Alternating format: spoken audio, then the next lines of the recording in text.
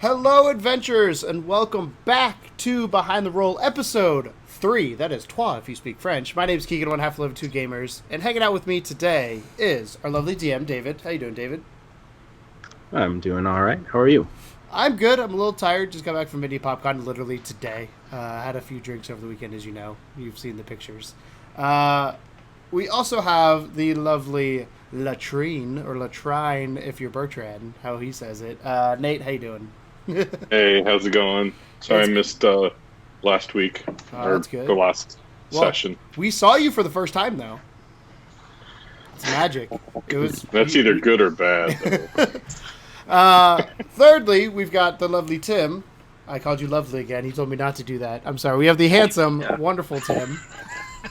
You've called everybody lovely. I know, it just happens. It's a habit. Which I think makes the feedback valid. But Adjectives are hard. Yeah, I can't adjective. Otherwise known as Kosef the Penitent. The strong, spiritual man that he is. Have you seen my beach ball? It's like this big. It's over there. I don't know which camera I'm on. Well, Tim was pointing to the last person we had there. Well, depending on how this goes in post. Last but not least, we've got Kaim, a.k.a. Bertrand. How you doing, Bertrand? Good evening. Good evening. So, if you guys have not watched the episode yet, I recommend you go check that out. Everything is up on youtube.com/level2gaming. That's LEVELTWOGAMING. Or you go to savebytheroll.com. Everything is going to be up there. All archives for everything, as well as some merch. But without further ado, let's jump in. And Behind the Roll is where we literally go behind the scenes of the campaign. And we talk about the last session we had. So, last session, we made our way into the village, right? It's not quite a city. It's a village of Barovia. It's a village of Barovia. Yep. So we started right outside Barovia, and we ended off with Bertrand on a cliffhanger.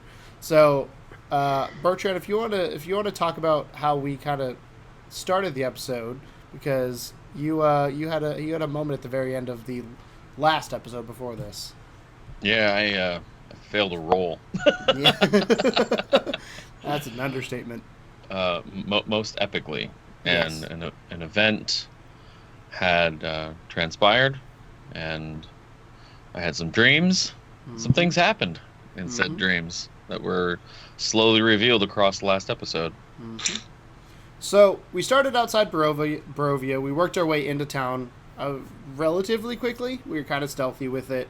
My first favorite moment of the campaign was when we were all standing at the front of the village discussing how we should go into the village. David's just like, yeah, you guys are standing out in the open discussing this. Just looking like a bunch of dipshits. Yeah. Trying to figure out what's going on here.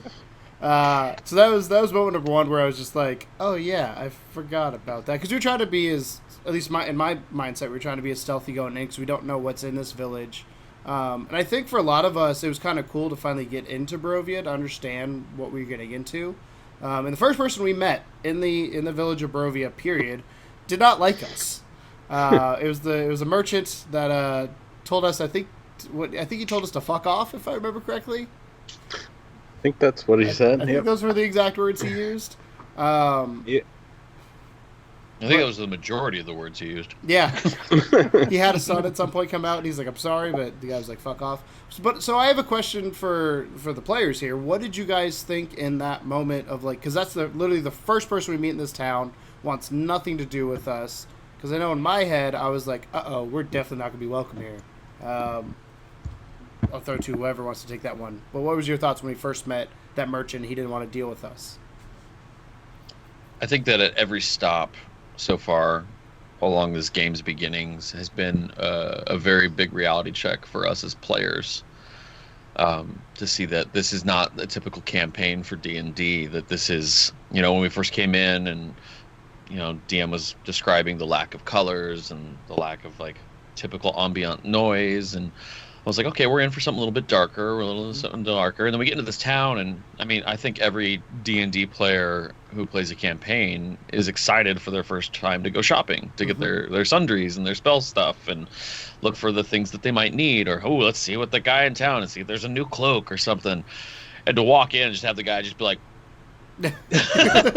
Go was like, okay, this is not gonna be our typical campaign at all, like from beginning to end. Yeah, it definitely set a tone right there at the beginning, and I think I wasn't sure how to go about it, and it's like maybe we could push our luck and really get him to sell us something, but it didn't sound like his wares were going to be cheap, and we didn't really have it. I mean, we've got a decent amount of gold, but we didn't really have a ton of stuff yet, so a ton of money yet. So thought, I don't know if I want to push my luck and try to buy something here, and who knows, maybe we missed out on a cool item because of that. But, I really felt like it was just setting the tone. I think as a player, I was like, I don't think David wanted us to go here, but you know, on retrospect, I was like, no, I think these characters were real, and this is just how he was going to behave, and we had to figure out how to interact with him. So. Tim, your audio keeps cutting out, by the way. Oh, I am sorry. Sounds like you're knocking on a door every time you lean back. I'll try to stay closer. Cool. Nate, do you have any first impressions on it? It was kind of, I guess, a mixture. Like, I thought that either they would be like wanting us to, you know, like that shop holder would want us to help big time, you know, because it was, you know, not necessarily the most appealing town, I guess. Yeah. You know, like times that have been rough, that kind of thing. Or kind of what it ended up being, granted, without all the Norman Frank language there to it, rather than the, you know, yeah. So it's not friend, you know. It's, yeah. Anyhow, it's actually Anglo-Saxon, but anyhow, basically, you know, just that kind of that feel to it, and yeah, well, we got out of there quick. Yeah. Other than Torbjorn trying to buy something, if I remember correctly. It was a merchant, because the dude said at one point, so again, my thought was, he's like, fuck off, because we went in initially going for information, trying to figure out about the town, because that was the first person we met. Yeah. That's where you went wrong. Yeah. Then you just slapped some shit on the desk and said, you know, I'll take it. He would have sold you stuff. But then you guys started pushing it, and that's when he was like, oh, nope, I'm done. Yeah, because at that point I was like, oh shit, I actually might want to buy something. And don't get me, or correct me if I'm wrong, David, but I believe you said during it that the prices were way higher than like normal prices would have been. Yeah. Mm-hmm. So yeah, the module. That's module actually just says like 10 times what the player's handbook says. Jesus. So we wouldn't have bought anything. Well, and it didn't sound like it was really anything fancy either. No, but like it was just common. But we don't have anything really outside of, like, we had the potions that we got out of the bag of holding at the beginning, but outside of that, we really don't have much in the way of adventuring gear. I don't think he had anything you guys didn't already start with. Okay. Like if you had an adventuring gear pack or, you know, that kind of stuff, you had the stuff he was selling. So. Yeah. Because that's why I gave him the 2 gold of, like, maybe if I bribe him, which is, you know, folks, learn from... Nope, you just lost 2 gold. I learned from my dad that you can slip a 20 sometimes and maybe get seated just a little sooner. Don't do that. Bribery is bad. But that was my thought process there. It was like, maybe if I give him money just like, hey, I'm sorry, he would come back to us. But he clearly was just like, nope, get out. And then I asked you off stream afterwards, David, but his son came out. Was there any way of us convincing nephew to convince his nephew to convince uncle to buy stuff? Or was at that point we were done? So it wasn't so much. Yeah, at that point you were done. Okay. If he calls for his nephew, he's calling his nephew to get people out or to intimidate them to get them out. But I mean, like I said, it was just a matter of pushing your luck, and then failed miserably with with the roll. So he didn't like that. He was just like, oh, they're gonna argue and not buy, and I don't want to deal with that. So get out. So after we had left, then the merchant, as we were figuring out where to go, we heard a shriek/scream going on that none of us cared about because there's a tavern on the other side of the street that we went to. Is that something you can share information on, David? Is that something that potentially will come back later on, or what would happen if we'd gone to visit that? Well, we did figure out her You name. won't know. Yeah. Okay, so it's nothing we can share. I've got her name written down somewhere here in my I did- notebook. Because it's not like she went away. You can Yeah. always Yeah. just go back Always and go talk back and to see her. her. So. Mad Mary. And I'd say I think I wrote that down. we learned that she lost her child, Yes, as and much as we know. the good shop was called Bill Drath's Mercantile, so I don't think Bill Drath likes us. He's now an enemy. But yeah, I don't think he likes anybody. But yeah, we avoided Mad Mary and decided to go straight to the tavern, and the tavern was called the Blood on the Vine, but apparently it Yep. looks the Blood of Blood the on the- Vine with the sign. I did write that down in my notes. I was like, I remember that. And when we walked in, we ran into a couple people. We ran into I went immediately to the Vistanti who were drinking, so I went over as Torbjorn with them. You guys ran into Ismark was in there, I believe, who you guys talked to. Mark, yeah. And he's Colin's son. Colin. Is Collier. Mark the Lesser? Yes, Ismark the Lesser. Ismark Julian Kolonovic. Kulovic. I wrote that one down. And he knows a little bit, I think, about that. Just giving us a, hey, we shouldn't talk here, which was kind of cool. I mean, I was over in the corner doing my own thing at the time. So, what did you guys think of again, first impressions of the town? We just walked in. Normally, as Bertrand says, going to town is a happy time. I feel like this was the complete opposite. It was holy shit, everything's empty. What was your guys' impression when you made it to the bar or tavern and was like, this? Bertrand tried to play music, I believe, when you first walked in. Mm-hmm. Yeah. As a bard would, Yeah. and realized another moment of the game where it's like, no, this is not your normal game. Mhm. This is not your normal city. This is not your normal people. This is not normal jack crap anywhere. So, Yeah. like, that was another thing for me that was just like, oh, okay. Yeah. All We right. didn't really get into it so much, but I mean, really, it's the idea of don't sound jovial. You're going to bring unwanted attention. If you sound like you're having a good time, someone will sure come by to end that real quick. Kind of thing. So then that leads a question to me, because the Vistanti were having a good old time. Do they That's right. bring attention? I guess we'll find that out. That's something we'll figure out as we go through the campaign. Who The knows? Vistani sure seem to bring attention to themselves in a fun way, which Yes. is why we were attracted to them. I mean, the very last thing I did before we ended the campaign is I rode around on a horse. with the Vistani. Vistanti. Yeah, just going around the camp. So, and then from there we followed Ismark to, it was his house, correct? His manor. If I Yeah, remember- well, again, yeah. I've- It's his Yeah. father's Yeah. mansion, but yeah, Yeah. now his. So, you guys got to bear with me. It's been about a week, and I've had a convention between here and there, so some of the stuff is kind of fuzzy. So we got there, and this is kind of where I think everything started picking up during the campaign when it came to just like understanding what we were getting into. Because I think I can't remember if it was at the tavern or was it the mansion where we first learned about Strahd and kind of what his It was kind of on the way. I think That's- Tim yeah. was the one that said, you keep saying Strahd. Who is this Strahd?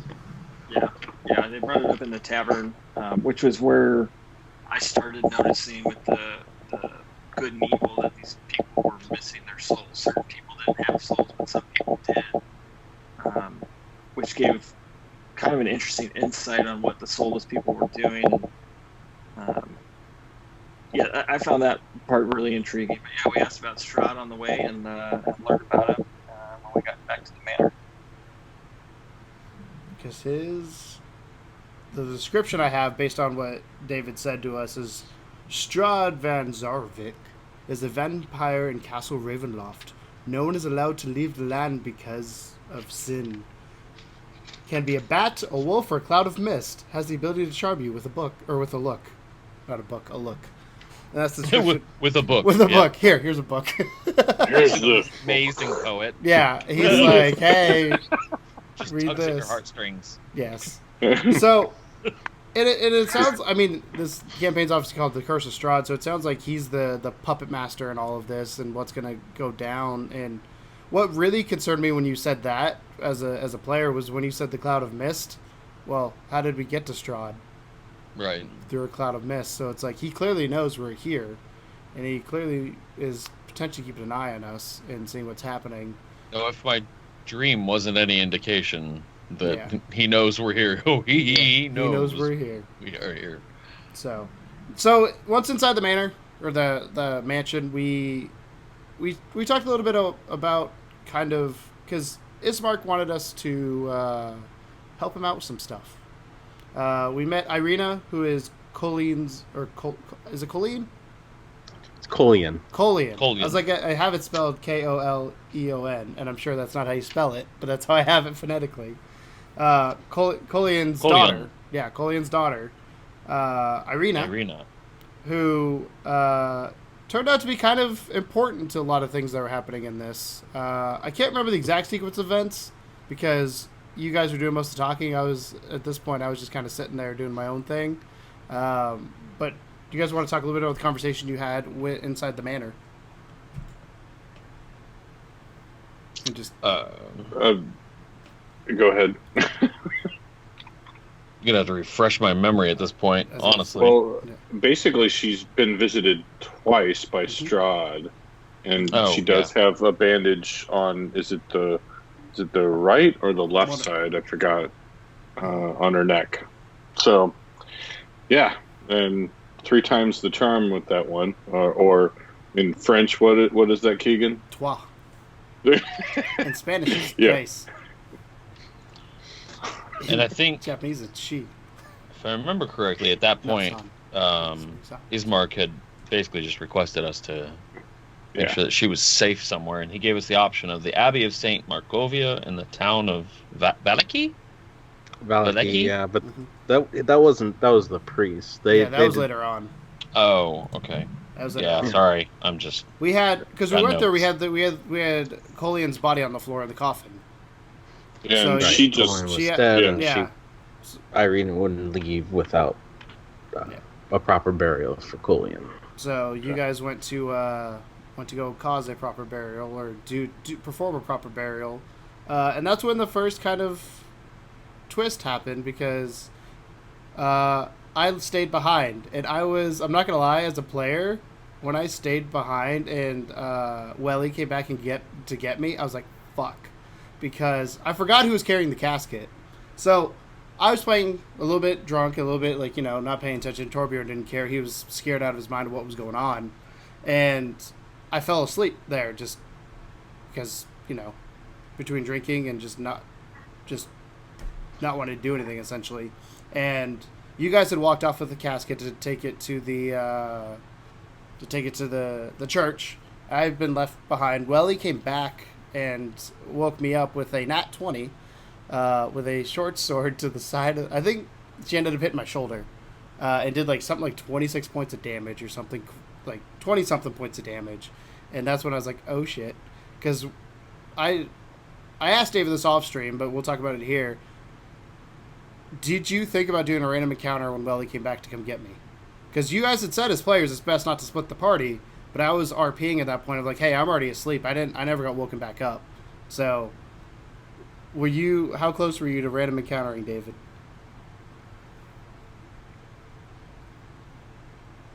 He's muted. Hold He's on. muted. So, yeah, I thought about it. There was definitely a moment where I was like, maybe I should. But I wanted to get things moving, too. And also, to be fair, hindsight, that was also a Keegan learning moment. I've talked to Tim and I've talked to you both separately about this situation outside. We had a very lengthy discussion the other night when I was intoxicated, which was fun. But we talked about kind of like the being drunk and kind of making sure you don't slow the party down with those stuff going on, making sure you make yourself clear with why you're doing what you're doing type thing. And it was really cool for me, like having that perspective. Like me and Tim had a good conversation, I think the next day about it, and just like I asked for some feedback from my player perspective, and he gave me a nice summation of kind of his thoughts on it, which was really cool. And I appreciate doing that because again, this is my first campaign ever doing D&D, so I don't know kind of where the lines are, where the rules are, and which is good and bad at the same time. It's good because you can do some crazy shit, but it's bad because you do some crazy shit that may not jive with everybody. But I do think that made for a fun moment with the fact that Welly woke me up with her sword and cracked me in the shoulder and made me realize how I was about to potentially go into something I didn't know about with half my HP. Yeah, So. she took down. You had like 20 points Yep. of damage left. Yep. That's it. It was Yeah, not you were in. Yeah. Yeah. What was your guys' thoughts on that moment from both a player perspective and from a RP perspective?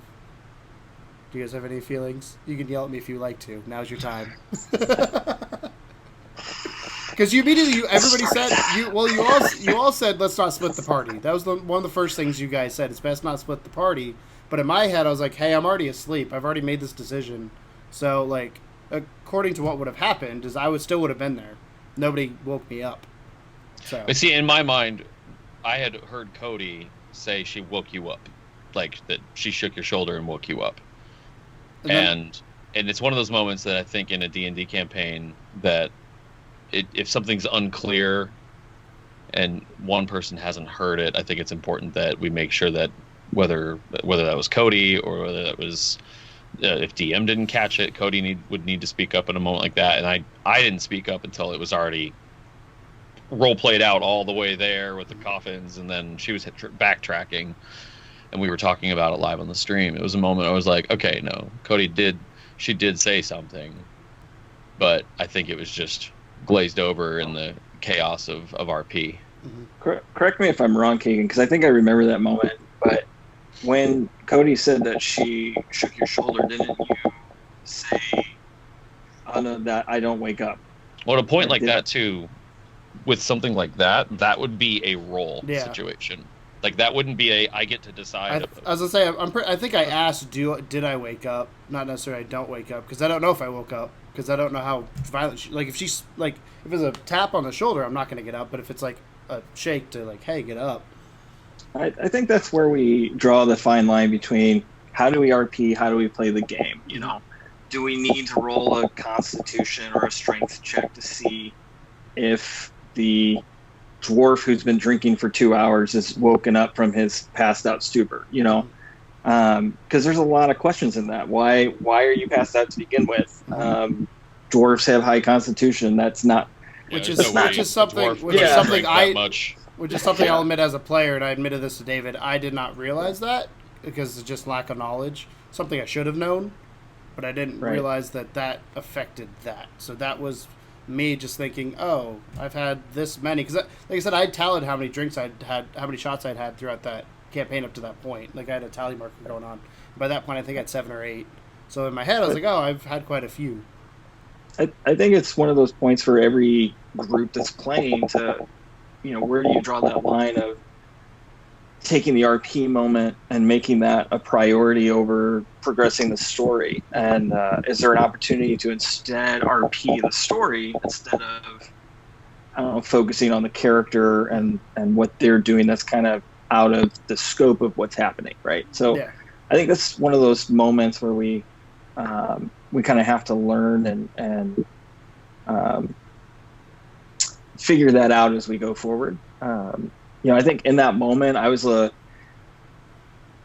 I don't know if I just didn't take it seriously. I was just kind of like, there's no way he's going to stay behind. We're moving forward, you know. By the time like it was definitively declared, no, I'm still at the mansion. We've already moved all of our tokens over to the to the church. So the question is like, okay, do we? I don't want to ask David to retcon this and move us back, but I don't feel like I would have left you there. I don't feel like Kime would have left you there. I don't feel like anybody really would have left you there. So yeah, that's and the owners of the house wouldn't have let you just sit in their house drunk and just left while they carried their dead father to the cemetery. It's a learning experience for all of us to be like, okay, no, like we pushed too fast, too far, too much forward past an event that needed to make sure that we clarified.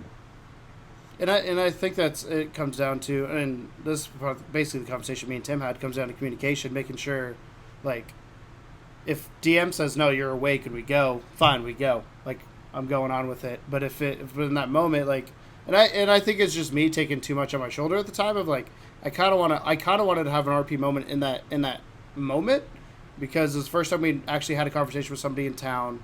I feel like the sense like I'm a huge fan of role playing. I'm not necessarily a huge fan. Like, combat's fun, but the RP aspect is what's got me excited about D&D more than anything else.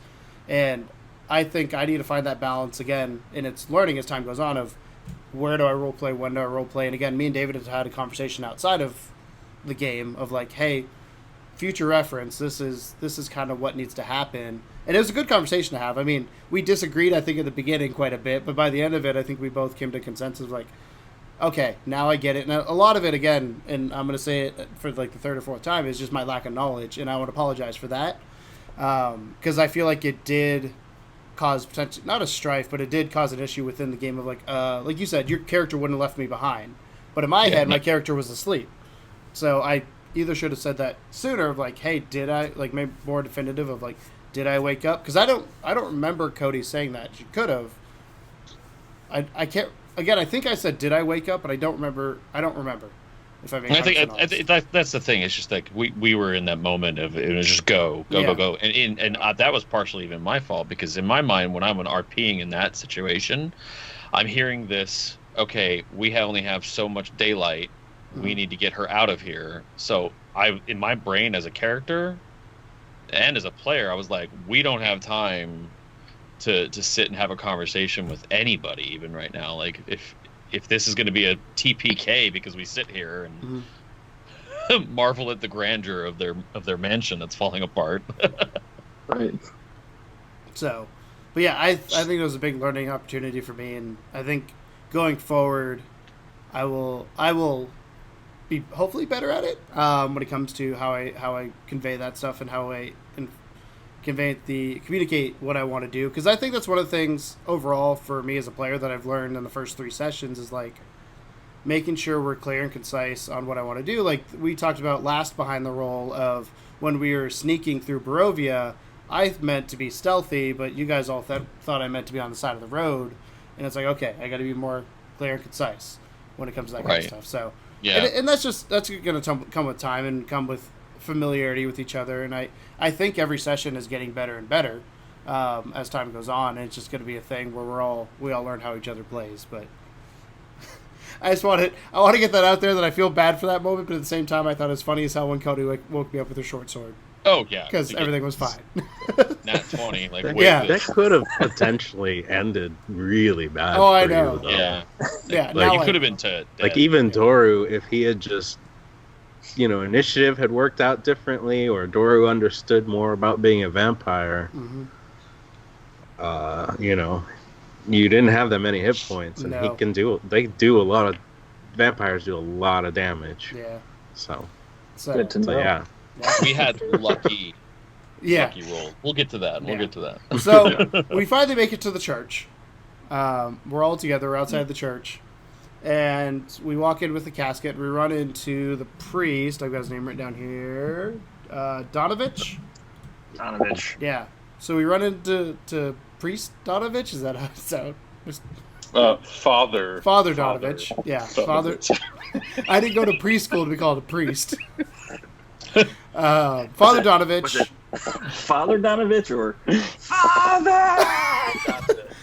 So when we walk in there, we have a conversation with him. Then all of a sudden, David fucking pulls this out of nowhere and just goes, "Father, I'm starving," and I think we all lost our shit because one thing I got scared, man. Yeah, at first, by the third or fourth time, because everybody was laughing, and then that it became. But when it set in, you're like, "Oh fuck!" I was like, "What the?" Yeah. I think the player side of us was like, "Oh my god, this is hysterical," but the character side of us was like, "What the fuck's going on?"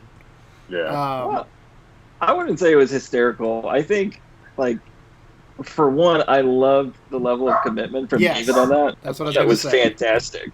So I think it was more of a level of enjoyment of the experience. Yes. But it was creepy as hell. Yeah. Like, the idea that this person is yelling this message from the basement of a church, that was fantastic. That was a great moment. Yeah. And it makes you want to RP more and more when you have shit like that. Like, I think it was you, Tim, that I was talking to, and I was like, I love the fact that David put all he could into that. And that's one thing you do really well, and I want to compliment you on, David, is you try to do voices as much as like the rest of us are like for me it's kind of hard to do it while I'm trying to figure out what I want to do.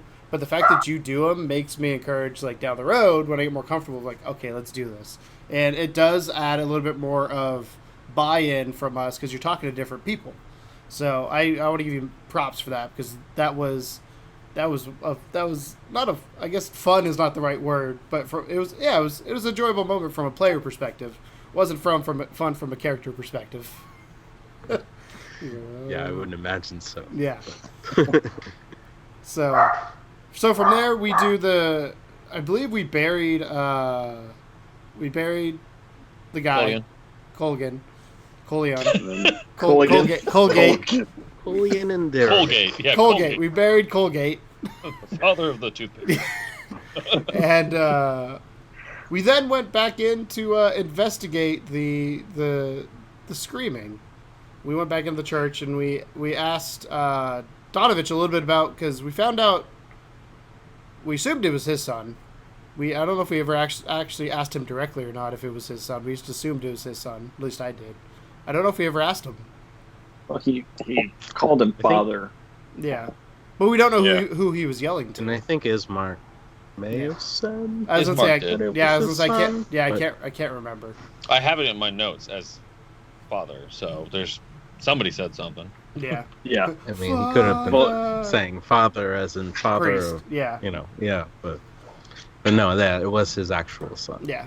So, we were debating on what we wanted to do in that instance, because he was with us at that point when we started going downstairs, and I think it was Cody, aka Welly, slept him, which in the end was a brilliant move. I think that was a genius move. That was What would have happened? Okay, let's finish what happens downstairs, and we'll ask what would have happened if we did not do that move. So we get downstairs, we finally see Doru, the person yelling at us this whole time. We broke the door off to the basement, and we see our first vampire that we have seen so far as we know, and he's kind of hysterical. I believe Tim was were you the first one to act? I think you were the first one in the initiative order for that. He wasn't first in initiative, but he was first to act. Face to face to it with them. Yeah. What was your thought process when you went down there? Like how were you gonna interact with him? Yeah, well, I went down on guard. I believe I called out that I pulled out my sword and shield, was ready to go, and had that. You could see on the map he was in the back corner. Mm-hmm. So the idea was be between the party and him, and then hopefully on the initiative, kind of keep him cornered. And I was actually thinking about using the spell that Nate used later to cause him to run from fear from me. Mm-hmm. But when the initiative came down, he got to go before me, and he ran right past me. Mm-hmm. And I thought, man, if I cast that now, he's going to run up those stairs, and that's not going to be good. So, So I wanted to be ready, and then I rolled crap for initiative, and I was like, well, I'm ready, but everybody else is going to go. So, yeah. You were so ready, you were just focused on, like, belting down your shield. I have to say, I think that was one of my favorite moments where it was like, I was pretty sure you all were convinced we were going to go fight right away, and he's like, just runs to the door because he's like, I'm not about fighting 6 people. I'm starving. I want food. I'm going to McDonald's. Because I think, I'll see y'all later. I was gonna say, I believe Nate had first move, if I remember correctly, because he ended up blocking or pretty close to front. Because he ended up blocking. I remember him blocking the door, which I thought was smart. I mean, I was scared, but I was smart. Yeah, I was like, okay, well, I gotta block, the 2 civilians essentially in this whole situation, and B, how the heck do I try to contain this, that kind of thing. So that was kind of my thought whenever I was rolling was, okay, well, what do I do? Yeah, you block the one exit that you know of that's in the room, so he can't at least run out. because I have a feeling if he ran out, shit would have gone down. He's starving. Yeah. Father, I'm You hungry. got to do it like this. So when we got to me, I unsuccessfully the first time tried to bind him. Our next boss just jumped 3 levels because of you Yeah. guys. You realize that, right? Like, I'm watching the DM right now. I'm like, we're fucked. We're fucked. So the next because I think I was second in initiative, and my move was to move towards him and try and contain him by binding him with my rope. And I actually failed the first time, and I used one of my class abilities, I think Your it is. superiority dice. Mhm. And I did Or your action. action I did surge. action surge. Action yeah, surge. which I think is a class ability, and was Mhm. able to successfully bind him and hold him down. Or I was able to hold him down, and then Bertrand came over to help to tie him up at that point. And at that point, we pretty well had the situation contained. I mean, I was on top. We at that point were Yeah, we sure did have it contained. Yeah. So about that. Yeah, that was a nat 20 on that persuasion. I persuaded a vampire Yeah. to stop attacking us. Yeah, And I you thought called- that was fantastic. you calmed emotions, and I did. I let up a little bit. Doru's Wait. experience as a vampire was literally coming home and having his dad lock him in the basement with no feeding for a year. So he didn't know what he could do. Mm-hmm. So you were basically like dealing with a newborn who hadn't fed. So, but a full-fledged vampire could have turned to mist and out of that bind Yeah. pretty easily. Like, it's not going to work ever again. No. So enjoy our Enjoy the one time. pseudo victory. Especially during the thing, Good to David's know. like, man, because at that point we had calmed and we started doing a conversation like how we were going to deal with them. Like, were we going to leave them just tied up down there? Bertrand at one point offered of like giving my flask to him so he could give blood, which I don't know if I ever would have done because I don't think we've actually, again, when it comes to like communication, I poured my honey whiskey into my flask. I don't know if there's any left in the jar. I assume there might be, or in the bottle at this point, because I don't know how much I poured in there. Because I didn't want to lose my honey whiskey. So that would have been something I would have asked if we made that point, but that ended up being a moot point in the end. I do have a question for DM, though. Would there have been Mhm. any way, other than this leaving him tied up down there, to escape that encounter without it going the way it did? Maybe if the father had been awake and down there, he could have done something. I'm surprised nobody tried to like magically remove his madness either. Is that about for the father? Oh, the father? Mm-hmm. Oh, the Mhm. priest. Okay. Yeah. Yeah. I don't have that. So, ability. like, basically my touch or whatnot. If could have you lesser possibly- restoration, I think you can remove an effect Yeah. like that. Maybe not permanently, but at least enough to Clear their get head. some coherence out of Okay. them.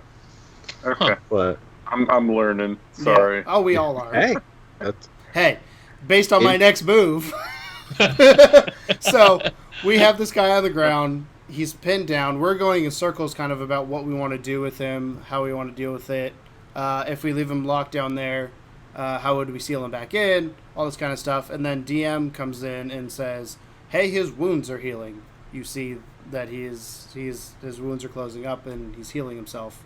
And that's when I say, I stab him. And David says, you stab him? And I say, yes. well. And I it think was you funny. got a gif of that. Yeah. Well, Yeah. up to that point, you can also there's and again, I don't think I made it very clear during the moment, but there's also times where I said if we don't hurry up, I'm gonna I think I said it at least twice before. If we don't hurry up, I'm gonna slit his throat. Because in Torbjorn character's perspective was he's on top of this guy. He doesn't know how strong he is. He doesn't know what he's dealing with, and if this guy overpowers somebody, it's got to be him first. And clearly, he's going to go after him because he's the one holding him down right now. So Well, that was my thought there. And part of that's a little bit of player versus character too, because the fact that he was bound, yeah, he can break out of that, but he was calm emotion because of Yeah. of the nat 20 that Tim had rolled. Like that was like he would not attack at all. That's just a part of that persuasion, I guess. Like he believed us. Yeah. He did believe you until he got stabbed. Yeah. Yeah. Until Now, I pulled out my sword. I would say when we talk about RP moments, that for me felt like a genuine RP moment for that character, for Torbjorn. Oh You yeah. know, as disappointed as my character was that I had just said we won't hurt you, and then he hurts him. That to me was like the RP moments that you want, Keegan. Like that to me was it, because it was in the story, it was driving it forward, and I think it does create a little in-game. I think we'll probably end up exploring this at some point. A little in-game contention too that we as a party have to work through. Because it was not how everybody would have handled it. I think Cody was pretty clear that she thought it was unholy. She didn't understand why we were trying to talk to it either. No, So she wanted to. so I thought it created a really cool moment of Torbjorn was trying to do what he thought was right in that moment and kill this beast before it killed anybody else, because he didn't see any other way. And that made so much sense to me as a person and a player and a character, but at the same time, it's not what my character wanted to accomplish. And so now he has to deal with that and deal with you as a character. So I thought that was one of the better RP moments from a player. Like that fit for me. Like that made sense. When you stabbed him in my head, I was like, of course you did. You know. I was, as soon as I said it though, and I heard everybody's reaction, Keegan the player goes, "What the fuck did I just do?"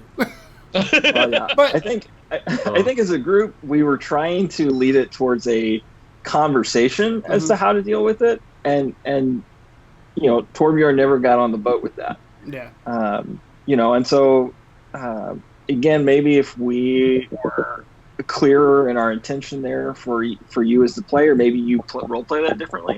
But I don't think you role played that poorly at all. I think you role played that on point, and it worked out. We ended up killing him, but I think it did create real character development for everybody that we can build on later. So I thought it was good. Yeah. Anybody else have anything from that? Because that, in my opinion, that was probably I would say the highlight of the session, but it definitely was probably the most memorable moment of the session. And I did let Keegan know that doing that to a non-undead character would lead to an alignment shift. Yes. So, just good to know. That was good to know, because again, lack of knowledge. So. Because you tend to not go by the good when you start killing your prisoners after promising you won't. So. Yeah.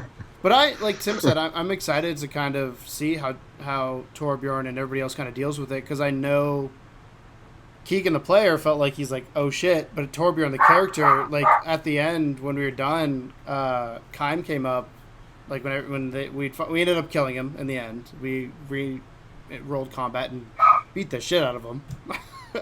You just literally just stood there and stabbed him while he just stayed there bound and screamed. Yep. It was felt like torture.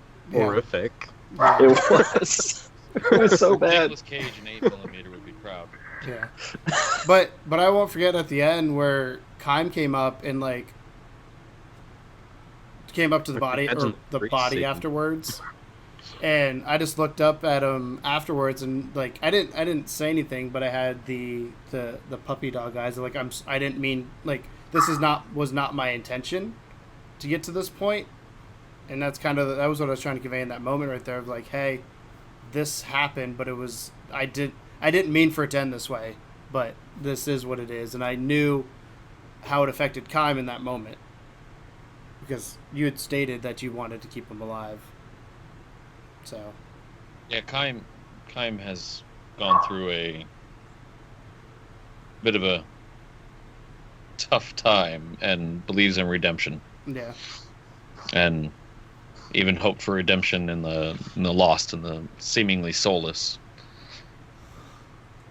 So, but yeah, that was that moment there was probably as Keegan the player was terrifying, but like Tim said, as Torbjorn, I think it makes perfect sense, especially as once some more stuff starts coming back out in backstory and all that kind of stuff, of what my motivation was in that instance. And I was scared you guys were all going to be mad at me for doing it. And you have to remember, or I have to remember, that's a game that, like, at the end of the day, that's what it is. And Right, yeah. If I make a Well, there's decision, also in game them being mad at you. yeah, in game. But I was concerned about a game of, like, I just fucked up whatever, because I knew everybody else wanted to talk to him. Like, I knew that, but Torbjorn did not want to talk. And there was something to learn too in those moments that you did lose because of that. So. Yep. So, I do have a question though. If we had, say we did not relieve the priest of his madness because we didn't think about that. We thought we potentially could have brought the priest downstairs, or brought if the guy had run up past us upstairs and seen Dad. If his father was awake and conscious, what would have happened in that instance? Would it have just created all hell, or would he? That's one of those things where, like, it's not like pre-written that if A and B happen, so it would have been just whatever I deemed in that moment Doru would have done. He may have tried to feed on him. He may have been shocked, seeing his father being crazy and knowing that he did that. But I don't think Doru at that point was rational either. You know, I think he calmed down when he thought maybe he was going to get fed or something, you know, when he was promised that he wasn't going to be harmed. He thought, okay, well, maybe I someone will feed me or something. Yeah. But yeah, had he wildly just escaped, it would have been either a frenzy to whoever, or who knows, he may have not even known enough to avoid something completely hazardous to him and been destroyed himself, Yeah. because he literally had no experience. Like, the night he left, he died and became a vampire, so he came back and had been like that ever since, and he didn't. It's not like he got to, like, figure it out or anything. He was a baby. He was a baby vampire. And after that, we talked to Irina, because we were told to take Irina to a safe place, and like we said earlier, either the Abbey of St. Markovia or the town of Vallaki. Yeah. See, my writing, I do try to do it phonetically. And it was funny because at first I think we agreed to take her to the Abbey, and I can't remember who it was that said, hey, we should probably ask her if she knows anything about the areas that we're going to go, because she theoretically knows these places if they're safe places for her. And she actually ended up saying that the Abbey, as far as she knows, has been kind of taken over, but the town may not have been reached yet. So that's when we decided to head towards the town and move that way. But it would have been interesting to see, again, how the story would have progressed differently. And I'm sure David can't tell us, but what would have happened if we'd picked the Abbey versus the other one, and what we'd have run into versus what we're going to run into this time. Yeah, we may still need to go to the Abbey. Yeah, that's what I'm saying. So it's curious to see what would happen, like, if we did it in reverse order, essentially. So when we decided to go to the town of Vallaki, we had some official confirmation that made us all very excited that the river is officially 5 to 10 feet deep. Yes. No, I have river. I have on my notes, River Illis, 50 feet wide, 5 to 10 feet deep, leaving Barovia towards Sierra Falls. I wrote that in my notes. The river is 5 to 10 feet deep. So we now know that is canon. Yes, friends. it is canon. It's 5 So to 10 for the ones that don't know, I once put a map up that had a river on it, and I had said nothing about this river and said description. However, the questions never stopped about the river, to the point where I had to tell them, the river's just there because the map looks pretty, guys. No river. So now every time we come across the river, By the way, backtracking a little bit, at the very beginning of the session, I actually asked where the nearest river was, and my thought was not to ask like how deep it is, but Torbjorn was going to go take a bath, but it was a little too far away, and I was like, eh. And then Welly reminded you that you'd have to take off your armor, and you decided against it. That's right. Yeah, he's learning from the first time where he's like, I'm in a sketchy place. I know what happened the first time I did this. Probably might not want to do that again. The current camp you're in right now is actually right on a pool, so you'll be able to do that. I go skinny dipping? At the Vistani camp. Mm-hmm. Yep. So yeah, there we go. Segue. Yeah. We made it to the Vistani camp. Yes. Where Yeah. It was Joe- You guys Feel- met more Vistani. Yeah, what'd you guys think of that camp? Because I know when I came across it, it kind of made me uneasy in a weird way. From the sense of everything is so dark and dreary, and these guys are so happy. Like, why are these guys so happy? And, I mean, Torbjorn didn't care. Torbjorn, anytime you have alcohol available, he's just going to go running in towards it. But Keegan, the player, was like, who are these people, and why are they so happy in such a dreary and dark place? And, like, what do they have that other people in this world don't? And like, who I'd love to get to know these people a little bit more and kind of maybe understand who they are, because clearly we met them first in the tavern and they seem to be normal, and then we met them here and they seem to be normal. So what was your guys' impression? They don't seem to have a care about Yeah, the situations of Barovia. yeah. DMU had mentioned they're kind of gypsy-like, right? Very much so. Okay. Very much so. They're as much gypsy as, without calling them gypsy, as you can get. Gotcha. Vistani is really just like the Barovian term for it, for Okay. gypsy. Which is why my character immediately, it was just like, oh god, breath of fresh air. And hopefully in the next episode, you guys will learn what they're all about. Because you Yay! guys are still there, Yeah. so Yeah, it's, you still I'm- have more to learn, hopefully. Yeah.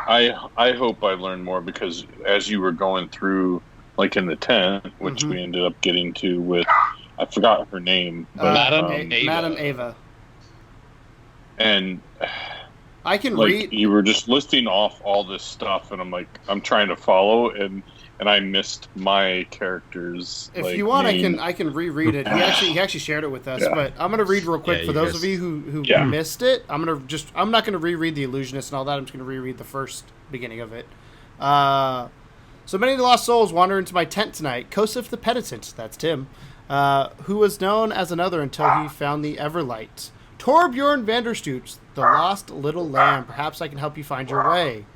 Welly Jumji, I think so, Cody. Jumji. Jimji, yeah. Jimji. Born the daughter of a baker, and yet so much more. He will need your help before the end, but you will both find that unexpectedly helping him will also help you. Kaim Avenali. Is that how you say that? Avenile. Avenile. I don't know. Last names are hard. The Marked One. Do not despair, child. The Lord of Lies still knows not where you are. And then Vale, the monk with no memory. Behold, for the body remembers what the mind does not. And she reached level 4 inside of there. And then lastly, but definitely not least, Ara Latrine, the lone survivor. Welcome home, child. Strahd Treasures card reading. So, Nate, you're from Strahd. Yeah, and I didn't pick up on that right away, but Yeah. something in my character doesn't quite trust. Mm-hmm. Like, there's just something that's unease, and that's the reason, like, whenever Tim, I forgot your wife's character's name, but Vale. and that's the reason why I was like, hey, there's something not quite right here. You know, be careful. She's a little crazy or something. You know, like Mhm. something that's just puts me on ease, I guess, at least about that interaction. Like, she knew too much. Yeah. This was Right. this, Too much about all of you, Yeah. it seems. Yeah. I was gonna say from a player perspective, this is probably my second favorite moment outside of stabbing Doru. Because this is the first moment I think we've seen a literal glimpse into a little bit of everybody's backstory. Yeah. And it was kind of Legit. cool of like, oh, like when obviously when he read mine, I was like, huh, because the lost little lamb, perhaps I can help you find your way. Okay. And then you're in your head, you're like, what does that mean? And that's partially why I missed some of the stuff as we went along, because I was trying to figure out what it meant for me. I think each of us were doing that. Yeah. Too. Yeah. It's like I knew exactly what mine meant, so I was good. No, I was contemplating each of yours. yeah, And trying to read it through. yeah. So much information so fast that I was just like, oh my gosh. Yeah.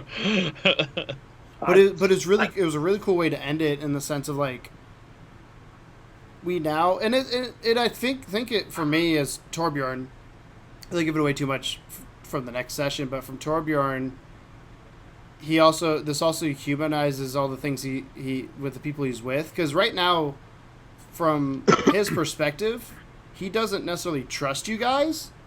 He's just going with you guys because it's in his best interest right now. So and the trust doesn't come from because he doesn't think you're worthy of it. It comes from he just doesn't know you.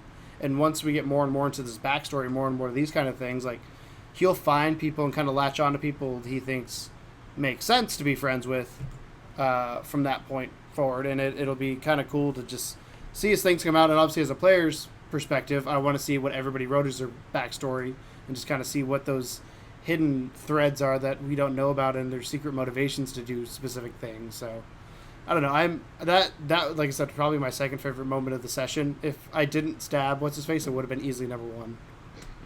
So I think it. Sorry, Nate. Go ahead. I think it really, for me, in that moment, showcased what a great job David's doing. Because our backstories aren't included in the module, right? Mhm. These are things that we came up with, and David's put a lot of effort into, like, giving us those opportunities to discover more about our characters and more about our friends' characters as we go forward. So, you know, I kind of went into this thinking, I don't think there's anything he can do with my back. Like, there's not really a way for this to come up. And then when I heard what he said about my character, I thought, oh, damn, he did that really good. That was really cool. and then like with each of you, there was something that was like, okay, like, I'm trying to connect the dots. It got me really intrigued about what's going on with each of you. So I have to really just tip the hat to David Yes. on that one. That was just a great DM moment. So thank you, sir. Yeah, especially to introduce homebrew into a very, very structured campaign, from what I'm gathering. There's not probably a lot of room, but you're doing a great job. Thanks. Because I know my homeland is not in Strahd. So that much I can tell you went that over much. my head during the game. Yeah. I didn't realize until later. Yeah, and it's funny because, like, I mean, I went back and reread this once I saw it was shared with us, and it's really cool because, again, from a character's perspective, I mean, I don't think Torbjorn necessarily is the most inquisitive for some of them, but Torbjorn will also ask some questions of, like, instead of being, like, specific about what's going on, he'll ask questions about what the characters learned about themselves. And Nate has the one, as a player, has me probably the most intrigued. Like, being from Strahd, like, you're obviously Strahd is an odd place, and the fact that you're from here is cool and terrifying, because I feel like if I'm thinking as Keegan the player is, okay, he theoretically knows about the area, we can use this to our advantage hopefully down the road. He has some sort of knowledge that the rest of us may not have, but that's something Torbjorn would not think about because he's dumb and doesn't really retain information very well. So Yeah, so just to clarify, you are DM, she is from Barovia. If Madame Ava is to be believed, and that's the thing is this correct? Right. Maybe he's playing two truths. was she wrong about the things she told Well, you? maybe you're playing two truths and a No. lie. I don't know. That's all cross-reference, guys. Yeah. So- How much are we willing to give up? Yeah. But She was dead wrong. It was all wrong. yeah, it's all right. But yeah, I'm excited to have conversations in the next episode, and I feel like well, not necessarily next session, but whenever they come up like between me and Tim have talked privately. Like, I feel like Kosuf, Kaim, and Torbjorn are probably gonna have a conversation of why did you do what you did. that's something that's probably going to happen at some point. And then obviously the information we've got from Madame Ava will theoretically, if it is true, and we, again, kind of like David said, we don't know if it's true or not.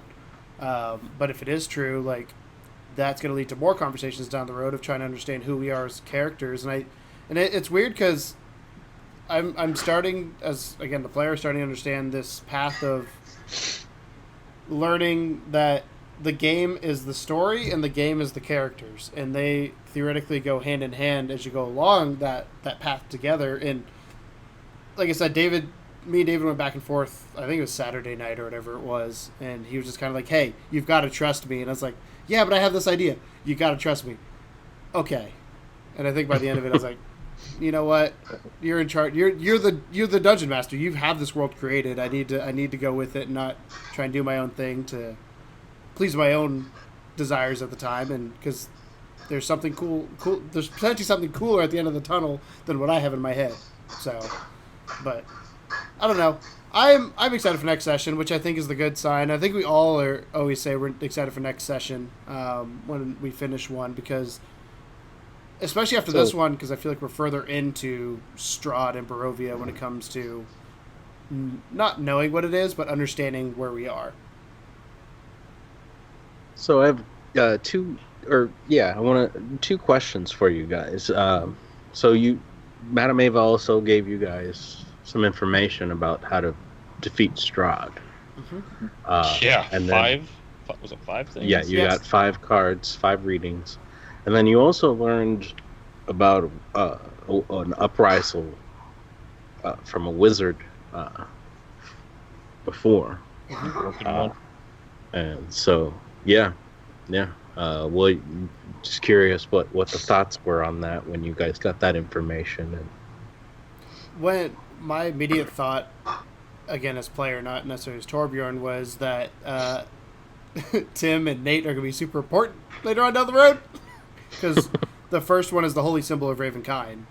So, like, well, the first one should be, I believe it's the tome.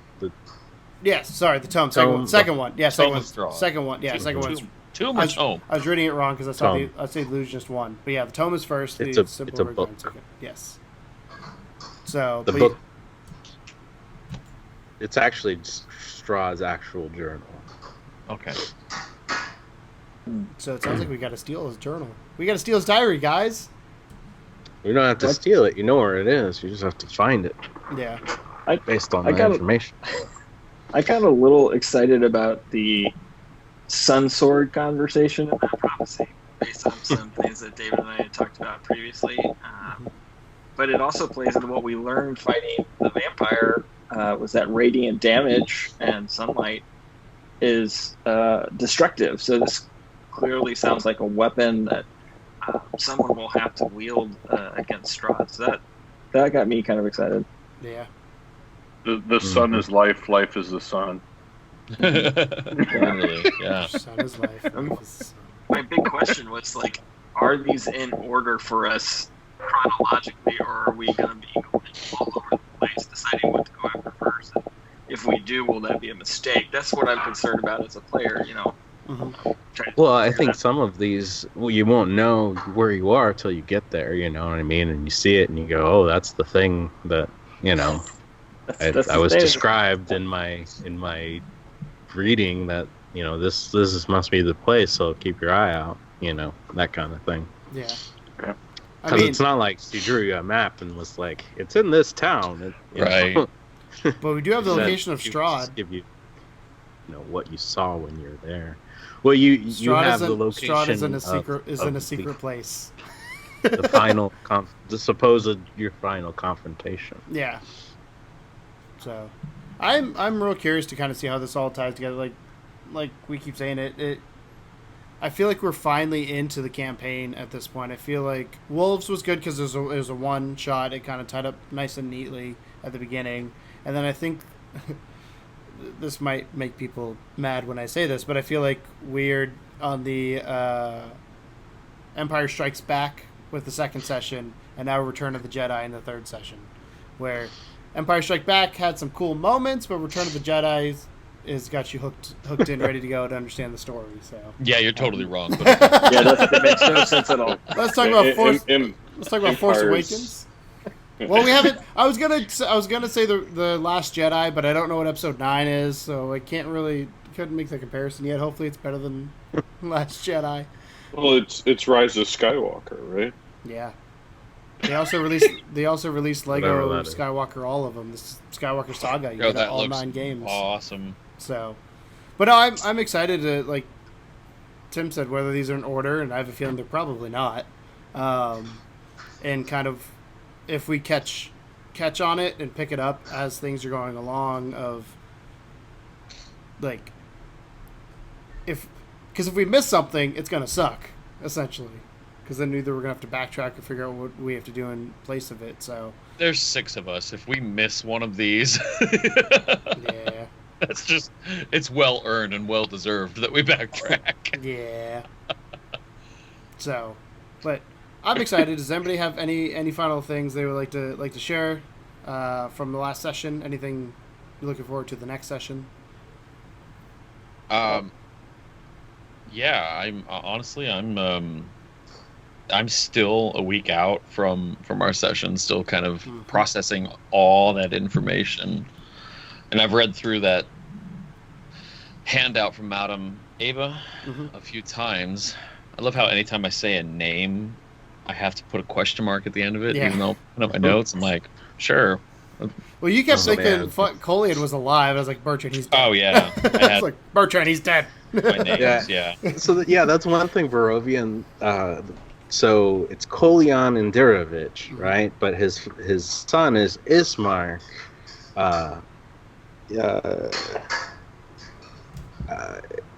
What was it? Koljanovic. Poljanovic, yeah. So like it takes the first name and puts it in the last, and you just get like a new first name. So it's not like what you're used to. So it's a little confusing that way Yeah. too. Surname. Like even Irina Koljanovic is also because Kolyan was her father. We, so as I you say, know, we it's also found the out that last she was name is adopted. the first name of the. We did not bring that up. Yeah. But Yeah, you Irina's did find adopted, and we haven't. I don't think we've asked her about it yet. We just found that out near the end. She didn't. No. Yeah. So Surprised too. yeah. But yeah. So Awesome. Something I'm not necessarily excited about for the game. I am excited for the game, but something that Bertrand sent us this weekend I thought was awesome was finish the artwork for yes. which I think is my favorite that you did. But all that artwork is so fantastic, so I'm looking forward to seeing that become a group photo. Yeah. Yeah. I mean, that was Yeah, I should do that. Great We work. should make a arrangement with you guys all with the final art and Yeah. take a little snapshot. And all the art, like I said, I just got back from Indie PopCon literally this morning. All that art, if you want to check it out, go to SavedByTheRoll.com. It'll be up there with all the character bios. Hopefully, before this goes out, so it should be up there before you guys see this, if I do my job right. Because I got that art when I was at Indie PopCon, so I've got that ready to go. But yeah, it looks awesome. It's funny because I was showing people at the convention the artwork. When I was telling you guys before, there's a tabletop game that I was playing while there, and I was showing him the artwork that you were doing, and I was like, literally as I was standing there is when it came in. He's like, "Ooh, what's that?" And I was like, "Oh, it's my D&D artwork that one of my friends made for our campaign." He's like, "Oh, that's so cool looking," and it really gives us an fantastic. identity.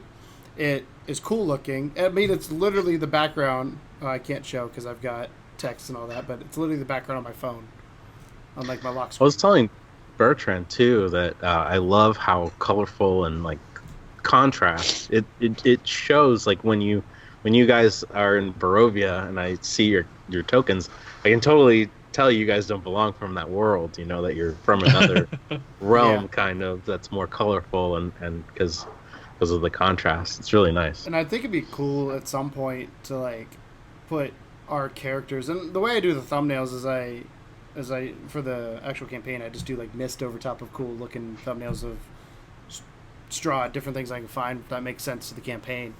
But I would love at some point, maybe at the very final thumbnail, if we, knock on wood, I'm going to jinx it here, but if we do beat Strahd, of showing that contrast of what happens because we are vibrant in a dark world.